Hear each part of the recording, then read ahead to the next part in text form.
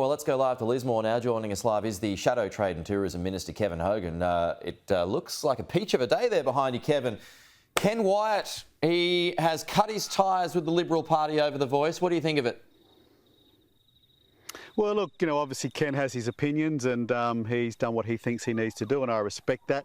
There's lots of different opinions on the Voice, as you know, Pete, and we have, an Indigenous Senator, Senator Jacinta Price, who's very anti the Voice. So the Indigenous community themselves are divided on it. I hear Ken, I respect Ken. He has a different opinion from many other Indigenous leaders.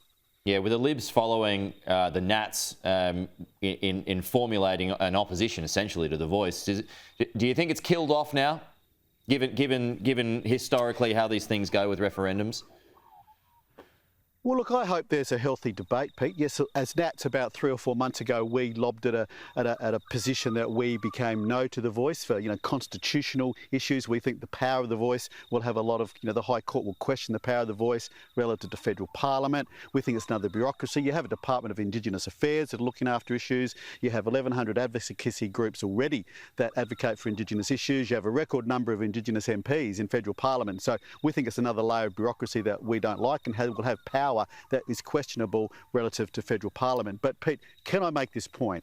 I think it's very disappointing that yesterday you have people like Adam Bant from the Greens saying, basically to someone who disagrees with the Voice, calling them racist. We had Dan Andrews yesterday as well, when someone said they were anti the Voice, calling them mean and nasty. I mean, this isn't the type of debate that we want to have. I think that's bad language from the Greens and Labor leaders to say if you have a difference of opinion than us on the Voice, they're going to start name calling. That's not where we should be going as a country. This is an important issue. We respect differences of opinion, and we need to have a reasonable debate, not like Adam Bant and Labor calling people names if they disagree with you. You don't have any state leader on your side at this stage. Are you concerned about that?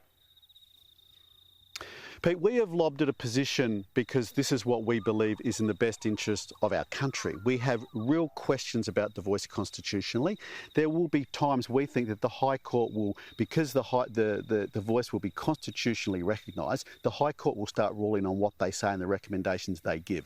We think that raises great questions. We have 1,100 advocacy groups. We have a record number of Indigenous MPs. We have a Department of Indigenous Affairs. We think this is another layer of bureaucracy and potentially a dangerous one. So we have lobbed at a principled position for what we think is in the best interest of certainly regional Indigenous people, but the Australian public. Kevin Hogan, we'll leave it there. Happy Easter to you. Hope that weather that is sweeping across from Queensland all the way to Tassie this morning doesn't scoop you up too much there, Kevin. Talk to you soon.